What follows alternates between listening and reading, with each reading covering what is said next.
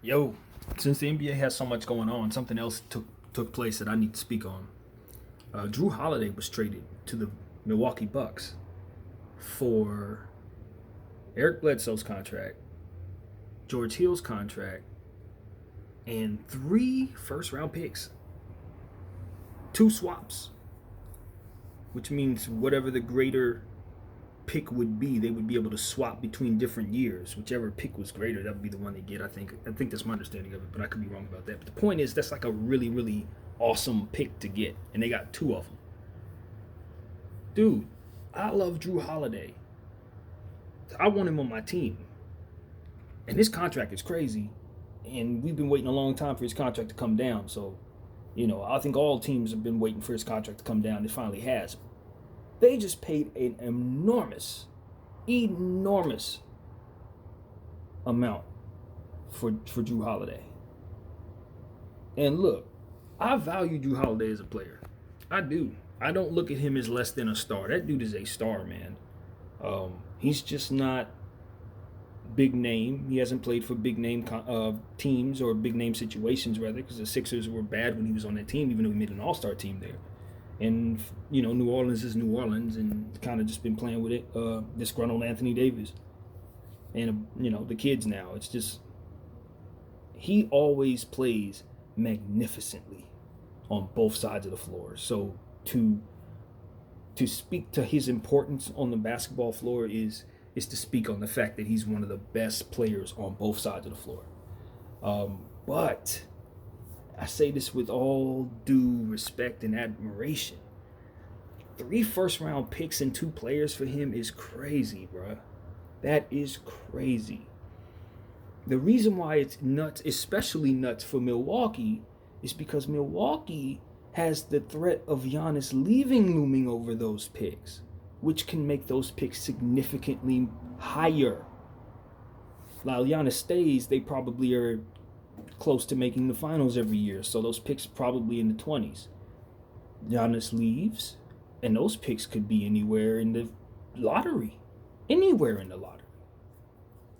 And it's likely, given the fact that the East is getting stronger, and Giannis would probably be staying out East. The chances of them making the playoffs over the next several years not so high. Just not so high. They're in a rebuilding situation if that happens. And they're in a small market that no one really wants to go to. They essentially just put Drew Holiday in a situation where he needs Giannis to stay. Or he's stuck on a team that really ain't got no future. Luckily enough, he's going to be out of there in a couple years if his contract is coming off the books. Maybe he signs another one. Obviously, they're going to be in a position to pay him big, super big, if Giannis leaves. Best case scenario, Giannis stays. Maybe they even get to the finals. Maybe they beat us somehow. I don't see it. But I just hate this for Drew Holiday. He keeps finding himself in these situations, even though he's been paid handsomely, where he's just in a dark spot in a corner, not playing for a championship, playing his butt off, making all the money in the world, but just not able to really win like that. And it's just, I hate these paths that certain players' careers take them. I hate it. I see it and I'm like, wow, that player should have been playing for that squad so they could have won all of those rings, had all those opportunities. Drew Holiday would be a champion several times over if he would have landed in the right spot. May not be as paid, and that matters. I'm not looking at his wallet, but he's been making it. But I think he gets paid either way, because he is who he is, no matter what uniform he puts on. You just wish he was a Laker. You wish he played for a team that could really win. And now he's on a Bucks team that could win this year. Maybe. Not really. Probably not. That kind of thing. And it's just like, the Bucks gave away picks. What kind of holes? And see, that's the thing. Giannis looks at this and he says, so let me get this straight. You think I'm going to want to stay with Drew Holiday and Middleton and that's it? You think that's going to keep me from going to Pat Riley? You just overpaid for Drew Holiday. If I'm watching this and I'm Giannis, I'm like, but I'm getting out of here, man. Y'all crazy. Like, y'all crazy. Everything's contingent upon me staying, and you just took away most of the flexibility that would have gave us a future for Jrue Holiday. Like, hey, look, I like Jrue Holiday, but he's not enough to win in the East. Him, Middleton, and Giannis ain't enough to win, y'all. It's just not. Not with what Brooklyn got going on. Not with what Miami has going on. They're going to win a lot of games for sure. They're going to win some games. They're going to be in the mix. But Durant's not having that, especially if they get hard. And they can beat the Bucks. That's a team they can beat. So it's like, oh, man, I don't know about this. I think this is a bad idea. If they wouldn't have gave away those picks, maybe only giving away 2 of them, I can see it. The salary dump means that they're not done. So they're going to make another move. If they make the right move, maybe this changes everything for this year. But it has to be the right move. It has to be something we don't see coming.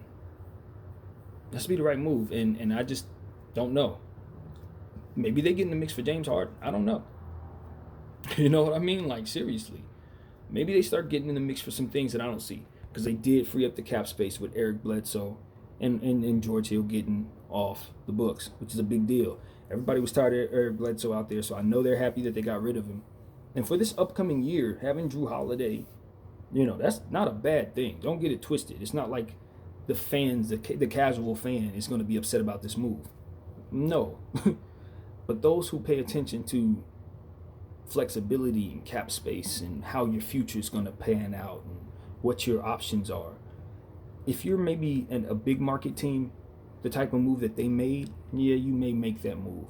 And given that they're afraid of losing this player that they've cultivated, they're going all in on this player in hopes that his heart is there. It may be a dream come true that they did this, because maybe it speaks to his character that they went all in. So maybe it's the right, I've seen this kind of stuff actually work. So it's like maybe they already got a guarantee from Giannis, and this is what he told them to do. It's a lot of things that could have made them do this deal. But the reality is boy, did they overpay, and it looks bad to me. From where I'm sitting, it just looks bad. It's like, this, if Giannis is the wrong type of mind, he's looking at this like, nah, y'all shouldn't have did that. But if this is the right button to press for a guy like that, then you struck gold and you keep him. I don't know. I'll tell you this, though. There are a lot of places I want to see Giannis play at this point. Milwaukee is not one of them. I'm sorry. And I'm sorry to the fans of Milwaukee, because y'all don't deserve that. But the moves that y'all making, man. We can't let teams that have incompetent front offices, or in front offices that don't understand how to make teams work, continue to have the careers of our very best talent. No, that has to stop. The NBA is a great organization. They're good business, but I think they need to start looking at this as a way for them to evolve even further. They can't have infrastructures, various teams that don't operate properly, because these guys are sometimes once in a lifetime talents. Like, their talent and what they bring to the earth and their gift, so to speak, is to me is bigger than the business of basketball, and we need to start respecting that. You know what I mean? Like, cherish these athletes. They are unique. They provide a greatness that we need to cultivate, and putting them in the right situations is best for the brand, is best for the sport, the evolution of the sport, is best for them. Like, you understand what I'm saying? Like, I just see this a little differently now that I'm starting to get older, and I don't want to see teams continue to mismanage the careers of these players, or the paths of these careers just go by the wayside because of poor management. So that's what I see happening there with Giannis. And maybe loyalty keeps him there, but I don't know that he'll ever win a championship if he stays with the Milwaukee Bucks, and I think he's starting to realize that.